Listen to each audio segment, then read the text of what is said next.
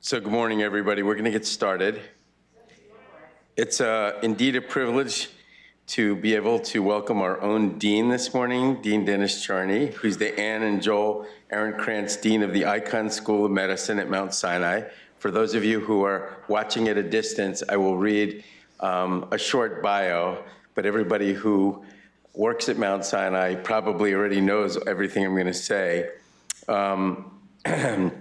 The Dean is also President of Academic Affairs at Mount Sinai Health System. He's a world expert in neurobiology and the treatment of mood and anxiety disorders, making fundamental contributions to the understanding of the causes of human anxiety, fear, and depression, and the discovery of new treatment for mood and anxiety disorders. Under Dr. Charney's leadership, Icahn School of Medicine has risen to a rank of 13th amongst U.S. medical schools in NIH funding. Dr. Charney's career began in 1981 at Yale, where within 9 years he rose from assistant professor to professor of psychiatry with tenure, a position he held for a decade. At Yale, he chaired the National Institute of Mental Health Board of Scientific Counselors, which advises the Institute's director on intramural research programs. In 2000, the National Institute of Mental Health recruited Dr. Charney to lead its mood and anxiety disorder research program, one of the largest of its kind in the world. Dr. Charney's own research on depression has led to new hypotheses regarding the mechanisms of antidepressant drugs and the discovery of new and novel therapies for treatment-resistant depression, including lithium and ketamine. The work demonstrating that ketamine is rapidly acting antidepressant has been held by the Cleveland Clinic as one of the most exciting developments in antidepressant therapy in more than half a century. More recently, Dr. Charney's pioneering research has expanded to include the psychobiological mechanisms of human resilience to stress, something we all experience. We are honored to have Dr. Charney here to speak to us about resilience today. Wow, what better time could there be to hear about resilience? Thank you, Dennis.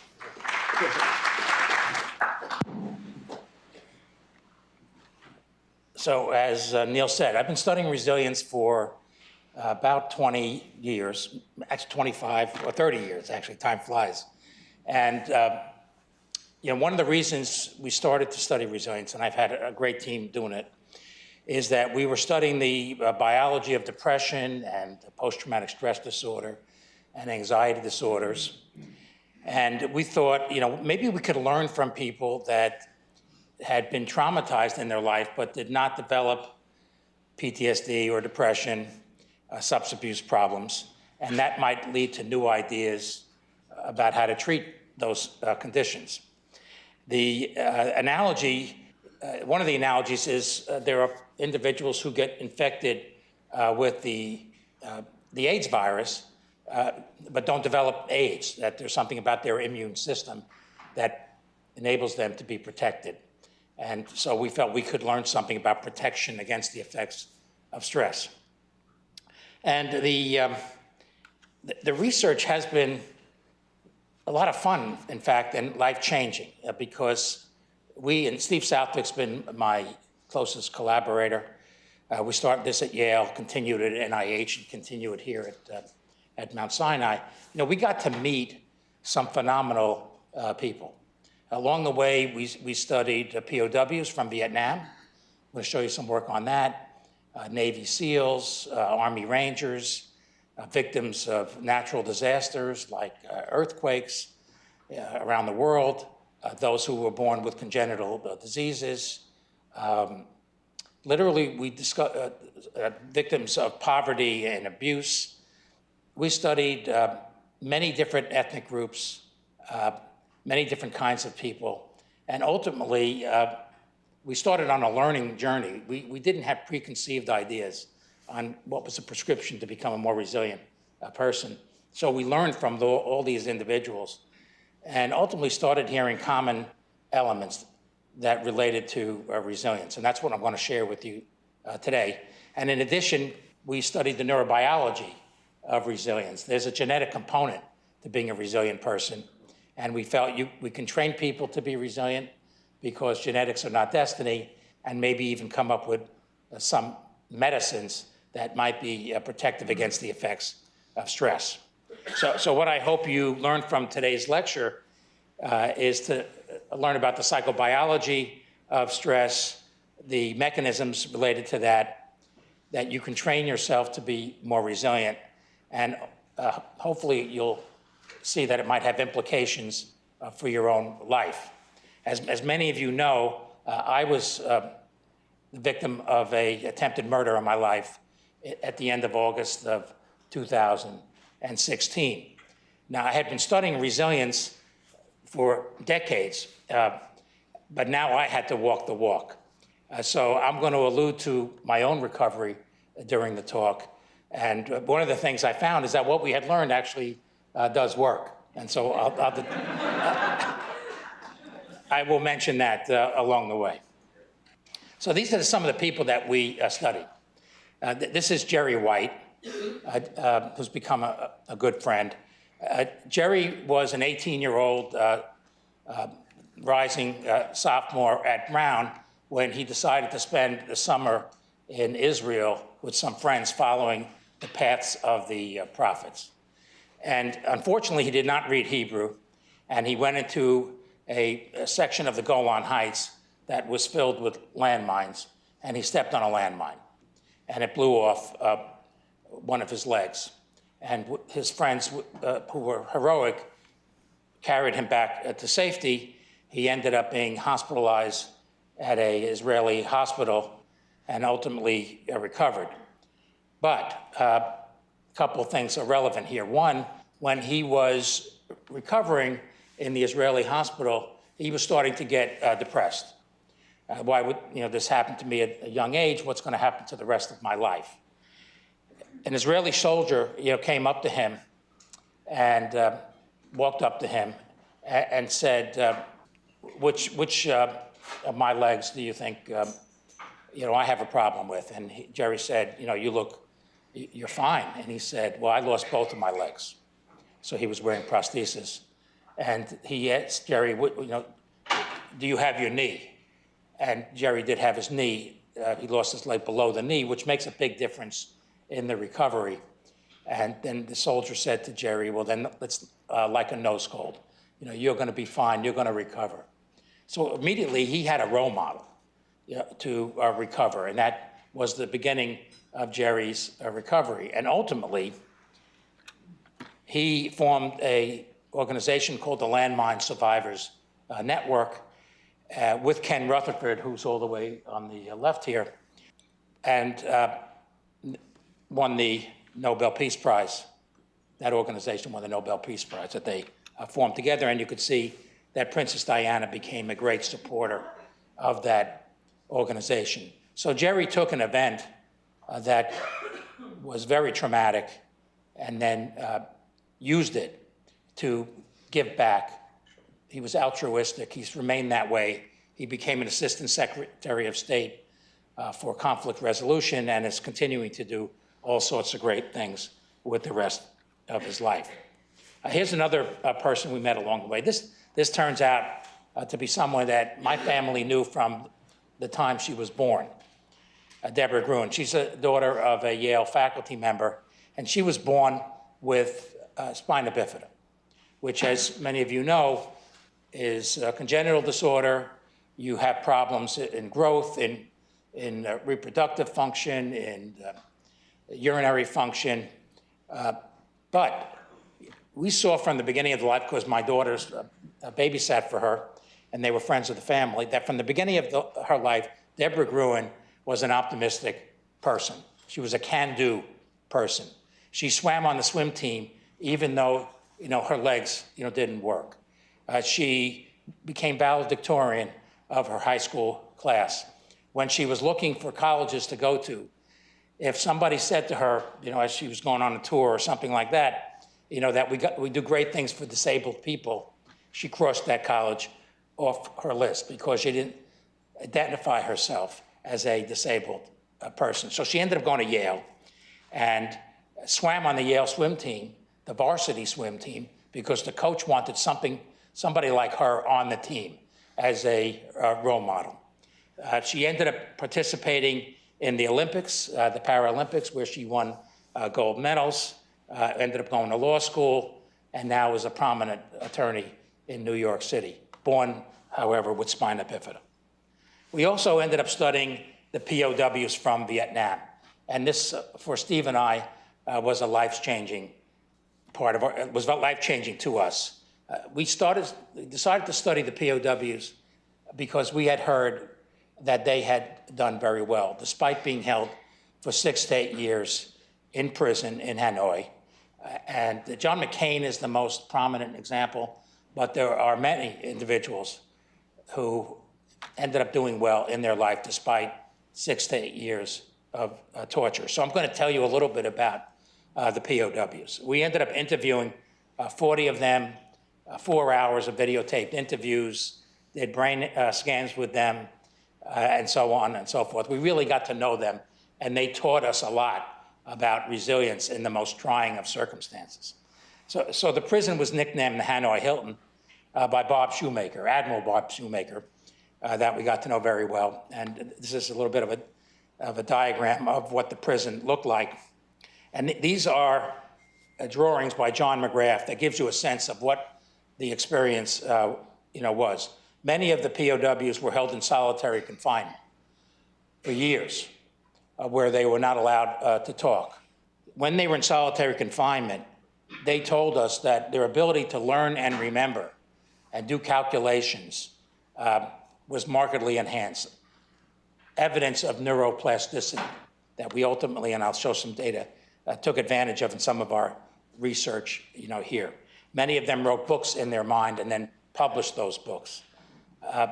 Admiral Shoemaker designed a house in his mind, cabinet by cabinet, room by room. And when he got out, he built that house. And when we interviewed him, he was having a fight with his wife, Elaine, because she wanted to renovate the kitchen. And he said, that's not happening. This house is staying the way, it is. They were heavily tortured in many different ways, both physically and psychologically. This was the ropes where frequently they had their shoulders dislocated. They were tortured while confined. Even when they were in solitary, many times they were confined in a way like this. This is waterboarding. And so they experienced waterboarding while they were in prison. What happens is that your face and mouth run over with water. You get the sense that you're suffocating. It's scary. You end up not suffocating, but it's very scary and painful. So as I mentioned, they were in solitary confinement. And one of the things that was very important when they were in solitary was to develop a means of communicating with each other. The support that they got from each other was critical to their survival psychologically and ultimately physically. So they developed a tap code, 5 rows and 5 columns. So if you tapped once, that indicated row 1, and then if you tapped 3 times, that indicated the letter C. So 1, then 1, 2, 3. And they were way ahead of the game when it came to text messaging because they had lots of abbreviations. You think you developed U instead of YOU. Well, they were way ahead of you. And so when we asked them to demonstrate, they would go like this, and they were typing paragraphs very quickly and so forth. And so this was critical. And what Steve and I use as an analogy is that everybody needs a tap code when you're in trouble, when you're facing obstacles in your life. A tap code that you then can communicate in a real way, in an important way, many times in an intimate way with people who are going to give you support. The POWs became best friends for life. They communicated very private things through this tap code to each other while they were in prison for years. They also found that exercise was very helpful, even though many times they were confined to cells that were 8 feet long and a couple of feet wide, but they developed ways to exercise. In those days, there was something called the JFK 12. President Kennedy had a commission on on physical health, and they developed 12 exercises like push-ups and jumping jacks and so forth that you didn't need to go to a fitness center, but you can stay fit. And they used the JFK 12 to try to keep themselves fit, because that was important to their self-esteem. They nicknamed parts of the prison. This is Camp Alcatraz. These were the most defiant of the POWs. They were heroes to the other POWs. They were role models to the other POWs. Jim Stockdale was the leader of the POWs. When you're taking POW, you retain your rank. So the highest ranking person is the leader among the POWs. So Jim Stockdale was the highest ranking of the POWs, a real role model. He was awarded the Medal of Honor for his bravery as a POW. We got to interview a lot of the Alcatraz prisoners, and most of them did very well in their life. Stockdale became an admiral. Shoemaker became an admiral. Samuel Johnson became a congressman from Texas. McKnight became a very successful businessman. Jeremiah Denton became a senator. So on and on. Despite being heavily tortured when they got out, they ended up doing well. There was one story about Tanner that is remarkable. The North Vietnamese tried to get the POWs to go on TV and spread propaganda around the world about how they were being treated. And if they didn't go on the TV, then they were heavily tortured, sometimes close to death. And so it was a moral decision what to do. Do you get heavily tortured, perhaps die, or do you go on TV and say things that were not true? So they asked Tanner to go on TV, and he described to us praying and trying to figure out, what do I do? So he ended up going on TV, and when they asked him questions like, who was your squadron leader? He said, Clark Kent, as in Superman. Now, the North Vietnamese at that point didn't know who Clark Kent was, but that gave a message to Americans, to our military, that what he was saying was not true, that they were being heavily tortured. Ultimately, his captors found out, and he was heavily tortured. But you can imagine that he became then a role model of defiance to the other POWs. This is Bob Shoemaker, who, as I said, we got to know very well, amazing man. This is a very famous picture when Bob got out and first saw his wife and son, Elaine. So he was held from February 11th, 1965 to February 12th, 1973. He was the second longest held of all the POWs. He developed the TAP code. He ultimately became an admiral. This is, I'm not going to play the video, but this is Bob when we met him. So we developed, as I mentioned, a resilience prescription based on all the people that we ended up studying, literally hundreds of individuals. And here's some of it. Positive attitude. Optimism is very strongly related to resilience. Optimism, it turns out, is in part genetic. I'm sure you know people who just tend to view things in a positive way. On the other hand, you know people that might be inherently pessimistic. But you can change that to a degree. You can't make a pessimist a total optimist.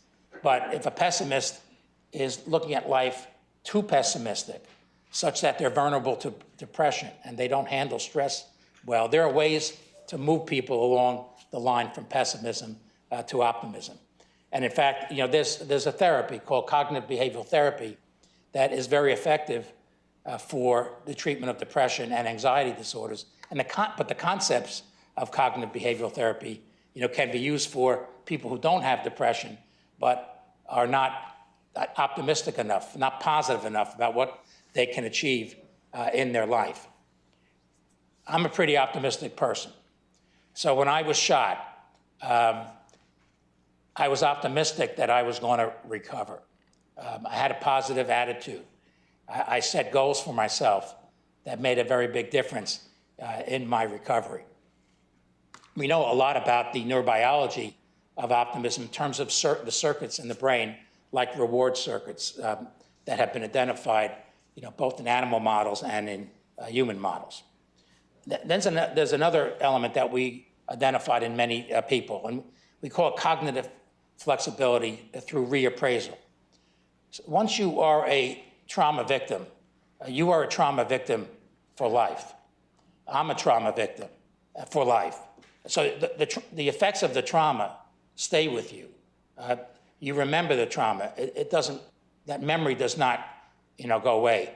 So what do you do with that experience? What do you do with those memories? You work to reevaluate them, to look at the meaning of what happened, to you, and ultimately, you can receive benefit, believe it or not, from stress and trauma. You can reframe what happened to you. You can assimilate it, accept it, and that becomes part of your recovery.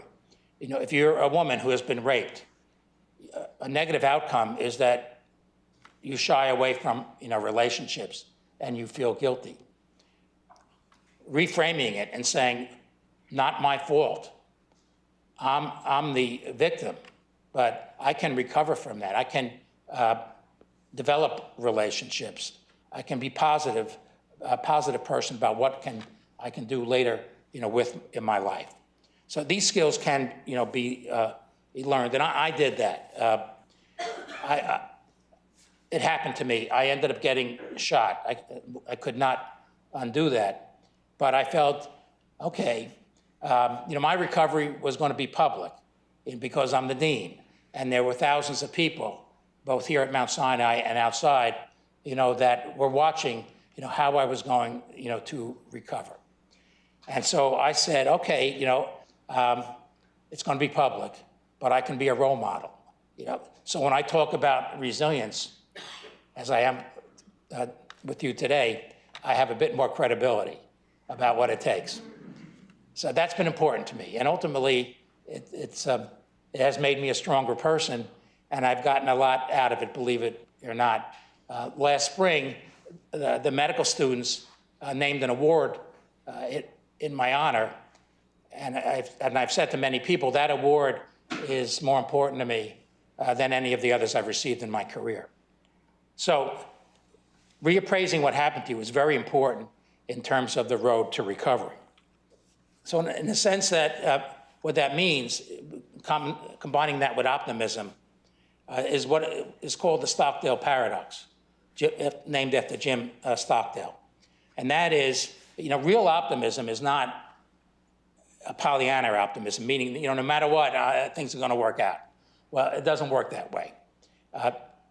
Part of optimism is having developed the psychological tools to be optimistic that you're going to recover.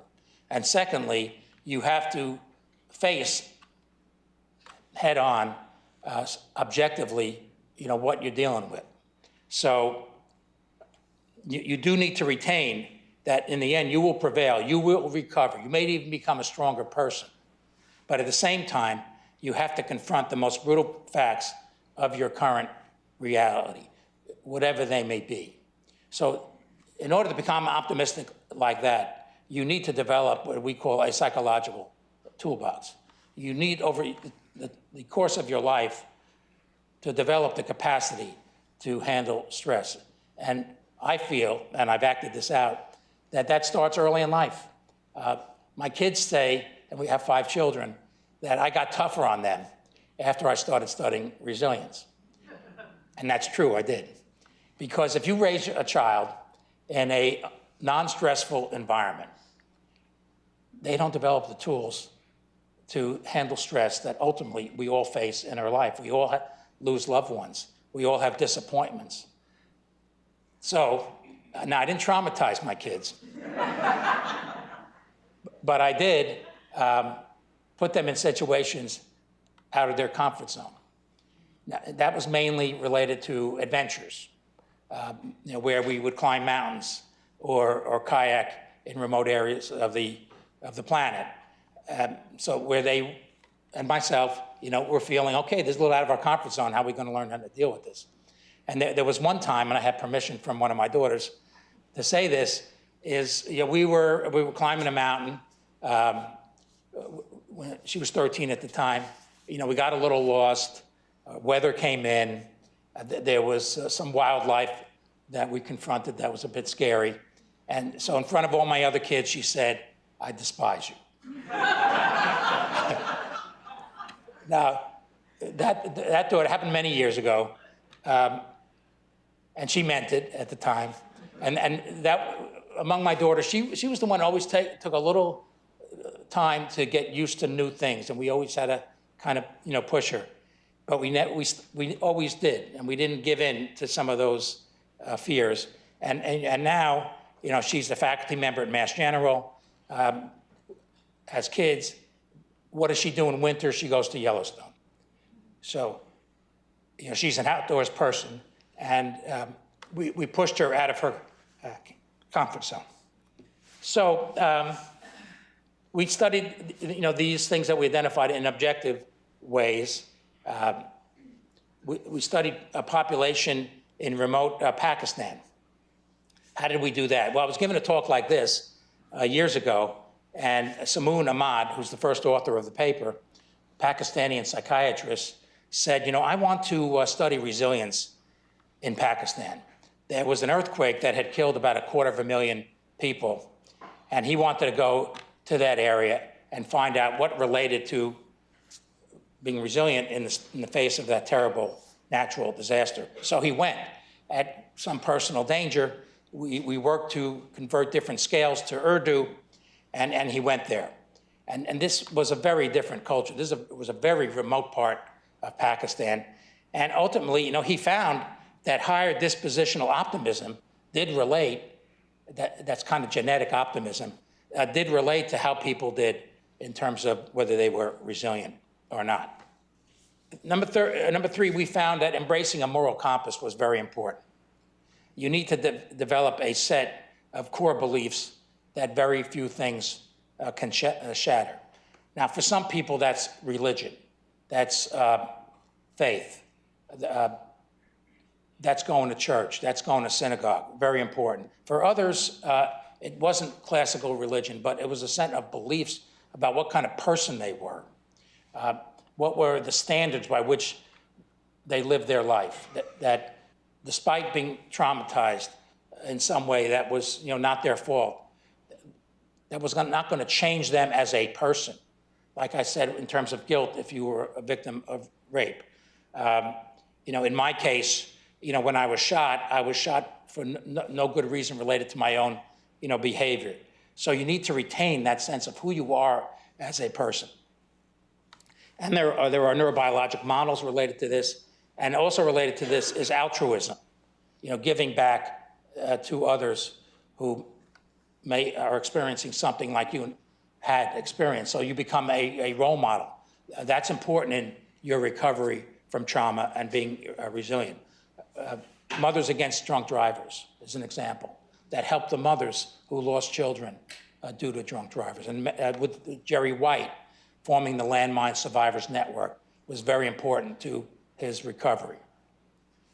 So we studied that, as well. And one way you study that is purpose in life. There are scales that measure purpose in life. And here we studied a high-risk African-American population in inner city Washington, D.C., where I was at this time I was at NIMH, and I was running the mood and anxiety programs, and I had money that I could give out in collaboration. So I decided, let's study resilience in an African-American population that grew up in poverty, many who grew up in facing abuse along with the poverty. By the way, that was an important personal experience for me, because I would go, it was with Howard University, and I would go to Howard, and I still remember the first time I went to Howard to set up the study. And so I go there, and everybody's an African-American. The nurses, the doctors, the patients. And I said to myself, okay, nobody was mean to me or showing any particular discrimination, but I still remember feeling, okay, this is how it feels.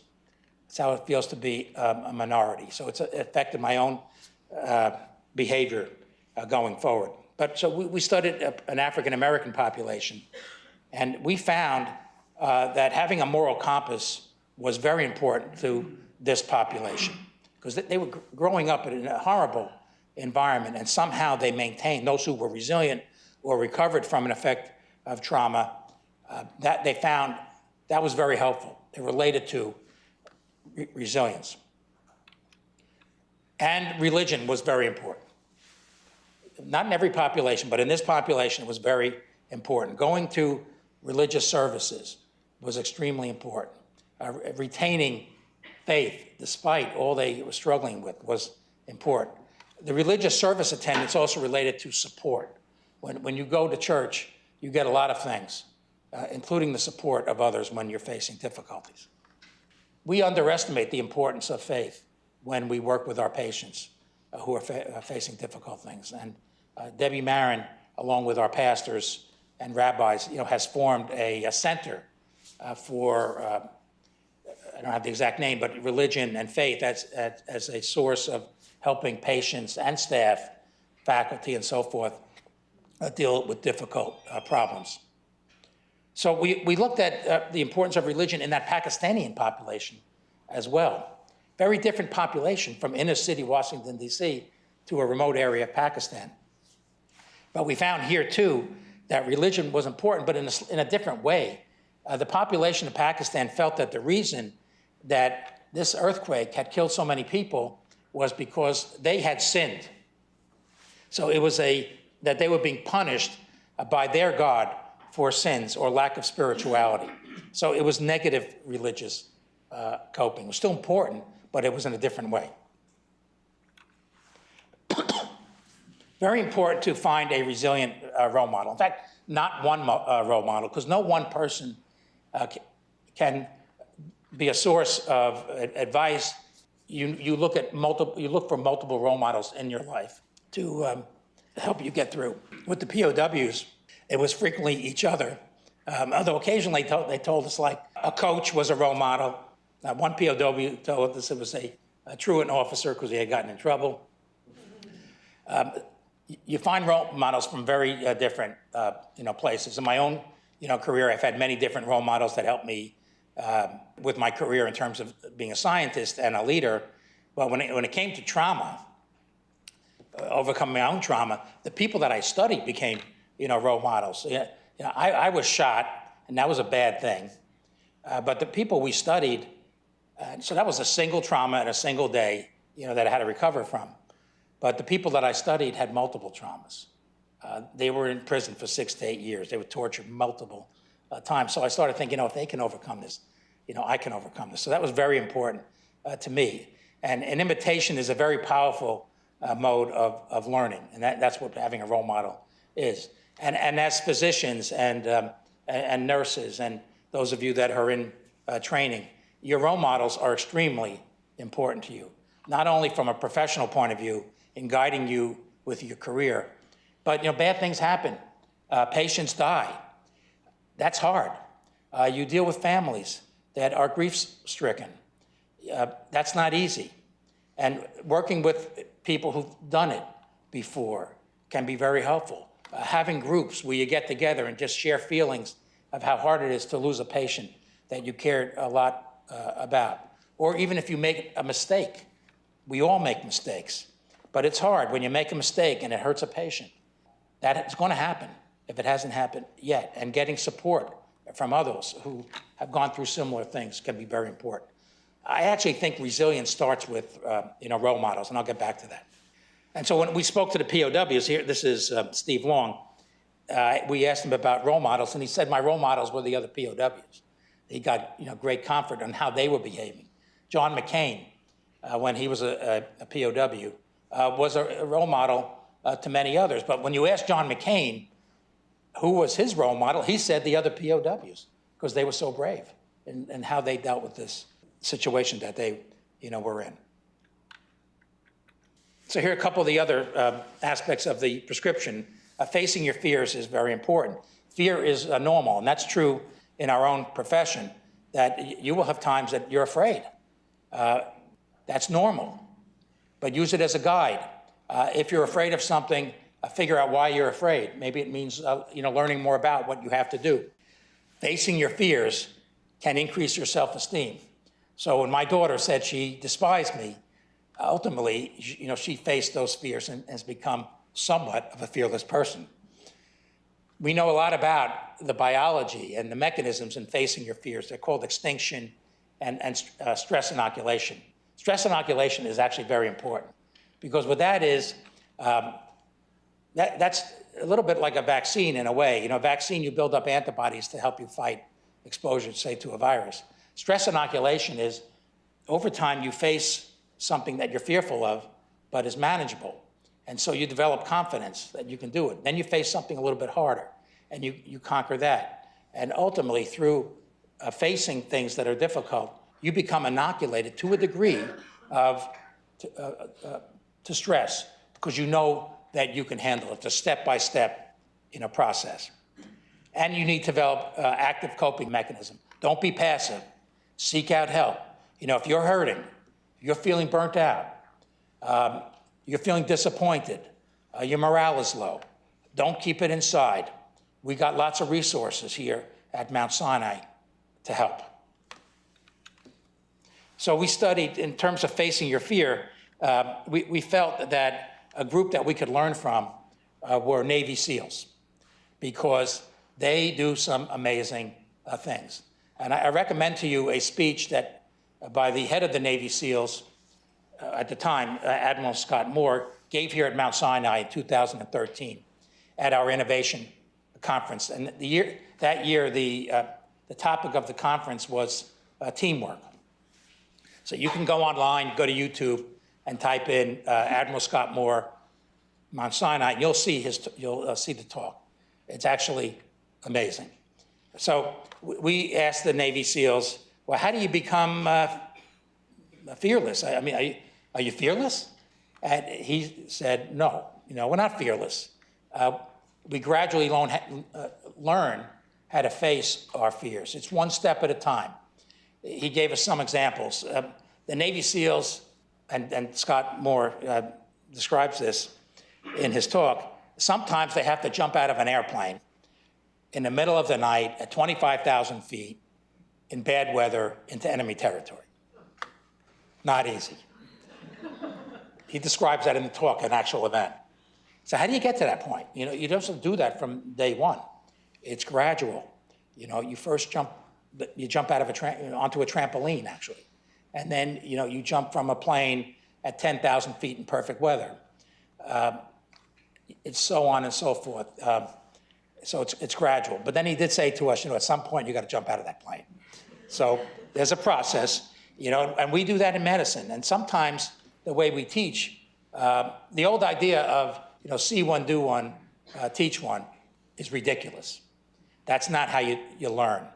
It's see many, it's do many, and then maybe you can teach it. So here are a couple of others that we found out. Establishing a supportive social network, extremely important. It's important to all of you. You can't go it alone. You get emotional strength from those that are close to you. It's a safety net in times of stress. Again, here, we know the neurobiology of this. This was very important to me. I had a great supportive network. I have some very close friends that visited me the day after I got shot. Many at Mount Sinai were incredibly supportive. The whole environment was supportive. So I didn't have to go through it alone. It was extremely helpful to me. And by the way, and this relates to facing fears and things like that, one of the things that was very helpful to me was setting goals. So I was in the ICU for 5 days.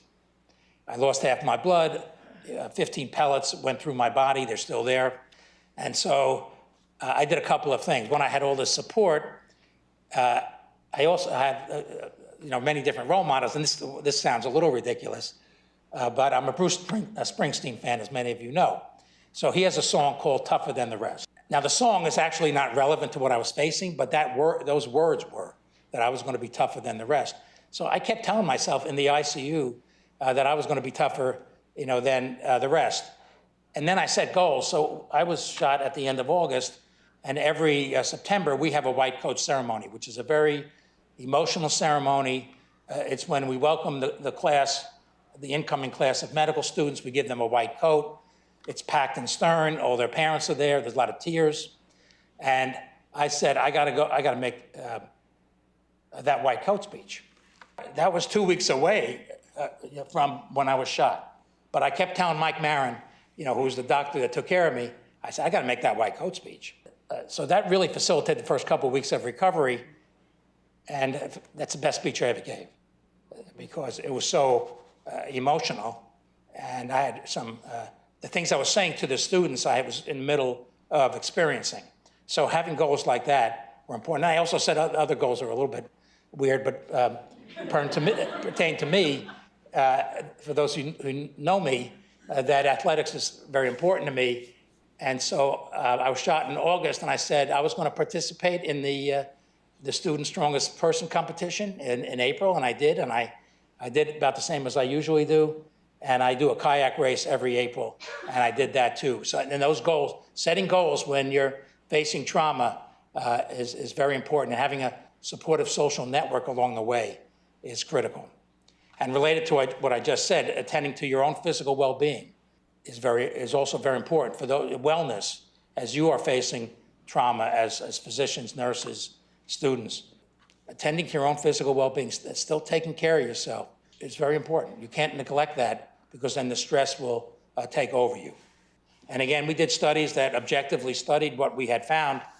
We studied the returning veterans from Iraq and Afghanistan, found that relationships with partners, families, not having social network was protective, not having it was prognostically not a good thing. In terms of exercise, the POWs were, again, another example. This is Lou Meyer. He was a fireman. So he was not a combat soldier, but he was captured because he was a fireman following the troops. And he was held for a long time, and he was determined to escape. And so he started exercising in the cell to escape. He ended up being able to run 24 hours without stopping. So that was verified by some of the other POWs. Because once he got out, he was going to run for 24 hours. And he didn't want to be captured. And his buddy in the cell, only 5 minutes, okay, was Jim Thompson, who became his friend for life. So they ended up escaping, but they got caught, and then they were heavily tortured. Lou ultimately became the fire chief for 30 years at San Diego, and we met him at the end of that term. And we asked him, how strong did you get with that exercise and so forth? And he said, he could do 61 push-ups. That's okay, but I could do more than 61. So, we were a little, okay, not so great. But then he said, one-armed. So that's hard. So 9 and 10, you got to train. You got to train to be more resilient. You got to kind of use all the things I talked about. And then along the way, you got to recognize, what are you good at? You don't have to do all 10 here, but you got to recognize, what are you particularly good at, and to really recognize your strengths and engage them to deal with difficult circumstances. So I'm going to have to, I only got 5 minutes left, but I want to go through a couple of other things, and then I'll take questions. So this, to us, is kind of a path to become a more resilient person. And as I mentioned, having a role model from the beginning is important. It's important in your training. It's important as you deal with the normal difficulties of treating sick people. And ultimately, at the end, you can become resilient. But we think it starts with being a role model. So stress inoculation. So this is important to all of you, because as you're in your training, you can't do what I said was wrong. The see one, do one, teach one. And so in the development, in training, but this also relates to what I was saying about children, that you want to be exposed to manageable stressors during development, during training, so that you become very adaptable. you become confident that when you face the unexpected, you're going to be ready. That's stress inoculation when in terms of training and being a physician, but it also relates, as I mentioned, to how you raise children and how you develop that to yourself. And there is a concept of post-traumatic growth, and I experienced this, that I am a stronger person based on what happened to me. And when we asked the POWs, did you experience post-traumatic growth from that terrible experience? And we broke it down. This is a scale. They did. And then when we asked them, and also the degree of post-traumatic growth did relate to their trait optimism, their genetic level of optimism. And we asked them, and this is from Tom Collins, but this is what we heard over and over again. And I can say, yeah, this is true for me. In the total sense of my life, it's probably been a good experience for me. Well, I wouldn't quite say that, but I wouldn't erase the experience because I got benefits out of it. You can't erase it. As I mentioned, once you're a trauma victim, you are a trauma victim for life. I can't go back and change it. Frankly, it left permanently more good things in my life than it did bad things. Pain creates character. I'm not volunteering to go back. I'm not volunteering to be shot again. But it happened. You try to take advantage of the good things. If you can endure pain, you'll learn how to get through hard things. You just become tougher emotionally. So I'm going to summarize some of the rest of my slides. We'll put it online so people can look at it. But we've done a lot of work in studying the biology of resilience. There's a genetics to resilience. It's about as genetic as vulnerability to anxiety and depression on the negative side. So it is significantly genetic, but the genes are not destiny. You can make yourself a more resilient person. And we and others have identified what genes and systems are related to resilience, like the HPA axis, neuropeptide Y, and BDNF, serotonin transporter, and others. We, in particular, have studied neuropeptide Y. Neuropeptide Y is an endogenous neuropeptide. We all have it. It's a naturally occurring anxiolytic. Why did we come to believe that neuropeptide Y was important? Well, we did this study, and this was an amazing study, and the opportunity was unusual. So the most stressful and difficult course we've not taken for the Special Forces, the Navy SEALs, and the Army Rangers and Delta Force is called SEER, Survival, Evasion, Resistance, and Escape. And the way that works is that there's a pre-stress didactic phase, an evasion phase, a confinement phase, and a mock POW camp, and a debriefing. It's very realistic. The Navy SEALs have something that is similar. So we studied the Navy SEALs also in their survival school. So this is what it looks like, taken POW. This is the POW camp, quote. They let a bunch of psychiatrists study, these soldiers. And so we looked at what is the pattern, the neurochemical, hormonal pattern of dealing with distress, and did any of it relate to outcome? And the outcome was determined by the supervisors. And the bottom line is that neuropeptide Y over here, the higher the neuropeptide Y went up during the stress, the better the soldiers did, both in the Navy SEAL school and the Army Delta Force school. So ultimately, and we decided that we were going to see if we gave neuropeptide Y, would it be a therapeutic? And we're in the middle of this. It took a long time. We had to find a company that made neuropeptide Y. There had to be preclinical tox. We had to develop a way to give it. We had to figure out what the dose is. And so this was all done at Mount Sinai pretty much. And so we're in the middle of it. So we did all that. We decided to give it intranasal because there's a methodology that peptides can get into the brain through an intranasal approach. We developed the study. This was a second or third iteration because in the beginning we started at too low a dose, but then there were some preclinical studies that guided us to raise the dose, where intranasal neuropeptide Y was given to rats in a similar way that we were going to do it in humans, and it was shown to reduce anxiety or prevent anxiety also. And so we ended up getting this kind of dose escalation approved through the FDA. So now we're in the middle of that work. If anybody has questions about ketamine, I'll get to that. So this is the prescription I talked to you about. I think it works. It worked for me.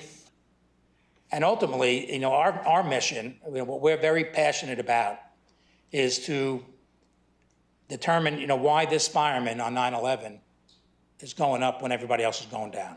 What is it about that person, and how do they get to that point in life that they could do that? Here's first responders in Katrina. What gives them the capacity to do that?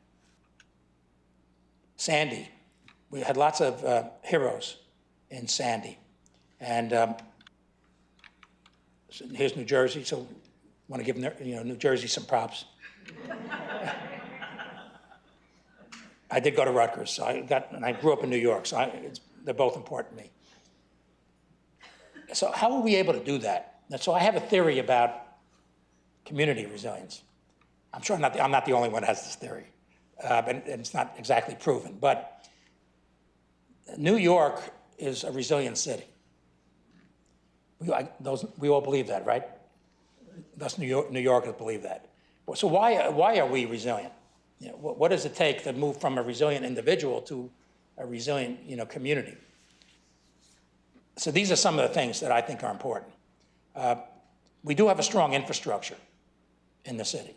And in a way, that's the analogy of social support. The NYPD is probably the best police force in the nation. The firemen, the bravest, are probably the best in the nation. So we have a strong infrastructure. So when things hit, our infrastructure helps.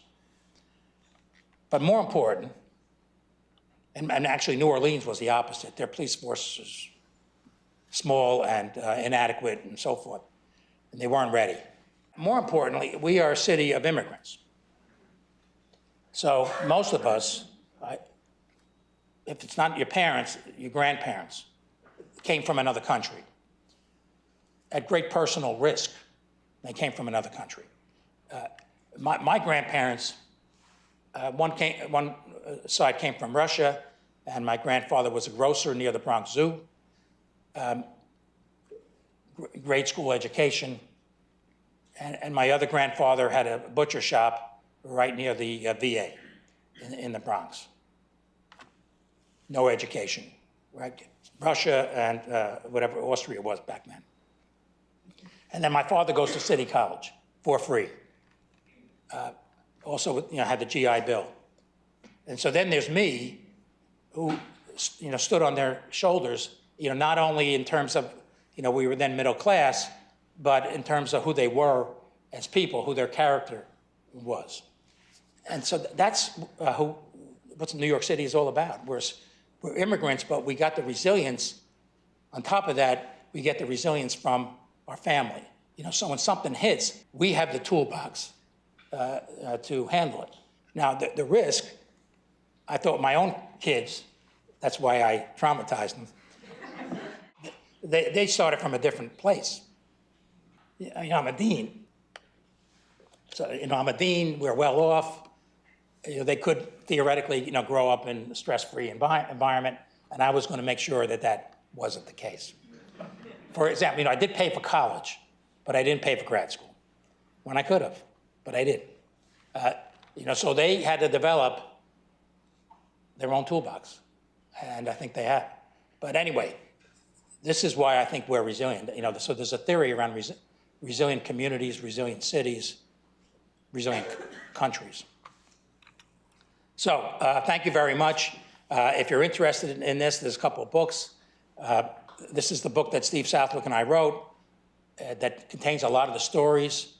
If you want to buy it, don't buy this one because the next edition is coming out in April or May. So thank you very much.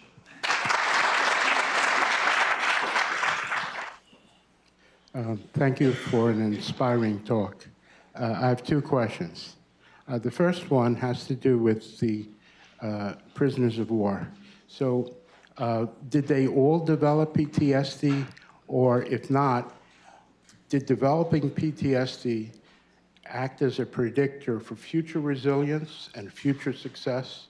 That's my first question. Yeah. Second one, which is more trivial, is I noticed that for the tapping code, there was a square 5 by 5, and there are 26 letters in the alphabet. So I checked to see which one was missing, and it was the K. That's right. I'm wondering why they chose to leave out the K when K is more popular than, let's say, X or Z.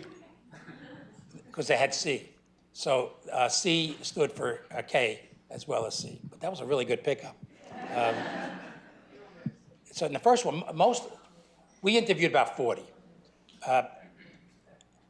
So I can't say this for every POW. There were 750 that were imprisoned at the Hanoi Hilton. The ones that we saw in general did not develop PTSD. Now, we didn't see them right afterwards, but we got a history. But they were all trauma victims. The trauma was still there. But they had a toolbox that enabled them to handle it, even though it was like incredibly stressful, more stressful than anything I think anybody here has ever experienced. Now, who were they when they got captured? They were fighter pilots. They were heavily trained. They had a lot of skills. Besides being taught skills, their character was very strong. They were very confident. They were very optimistic. They were trained what to do if they were taken, POW. So that helped them. And they were an incredibly strong group where they helped each other. So trauma victims, but not a lot of PTSD, which is instructive based on what we learned. That was really wonderful and sweeping. I wonder, though, if you could distinguish between psychological resilience and metabolic resilience. There's some evidence that even those who are psychologically resilient may have more metabolic disorder over time. So you mean like, can you define metabolic? Like endothelial damage, diabetes, heart disease, that sometimes those are not the same thing. Yeah, they're not the same thing, but I think they're related, at least in terms of, say, cardiovascular and diabetes. So we know that there is data that stress can make heart disease worse, maybe in some cases cause it. We know that if you've had a heart attack and then you are depressed, your risk of dying goes up. So there's an overlap, I think, and there's some proof to this, between the biology of heart disease and the biology of depression. And I was talking to our head of cardiothoracic surgery, like in the last week or so at John Puska's, and I was telling him, maybe we ought to do a project together on this topic. And he said, over and over again, he sees that, the outcome of his CABG surgery does relate to many things, but including the optimism, the stress resilience on the positive side, but depression, anxiety, negative on the other side. And it's not related to compliance only. So there's overlap there. In terms of diabetes, I know I've had patients that they would be well controlled on insulin and then they get depressed and the control is lost. And there's an overlap here too with the biology, right? Cortisol goes up, that reduces insulin sensitivity. So I think it's the biology overlapping for the most part.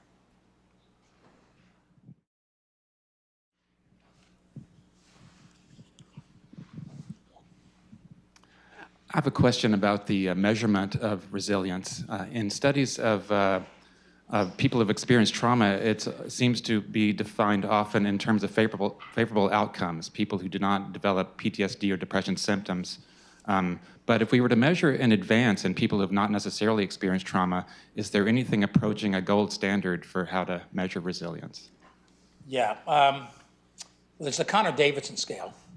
That's kind of the gold standard, and they took a lot of the elements of research, including some of ours, that is not an outcome scale, but is like how resilient, like are you in general. So it's used as a predictor. That's probably the best scale right now, but then there are all these other individual scales that can dig deeper into some of the elements of resilience predictors.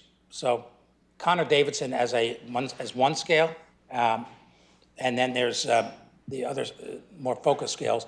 And there's now, we started a study at the Adolescent Health Center.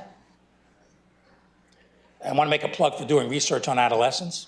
There's hardly any, and in the most recent issue of Science or Nature, there's a supplement on adolescents. And we have the Adolescent Health Center. So we're starting a project with Angela Diaz to study resilience in adolescents. And there's a scale, an adolescent resilience scale, that presumes to determine at baseline how resilient the adolescent might be.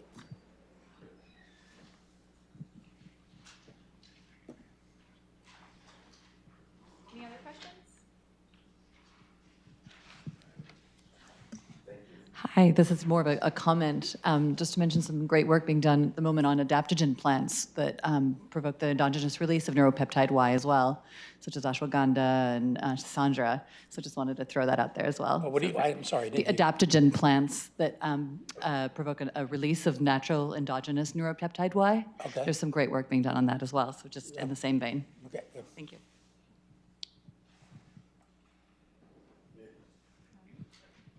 Okay.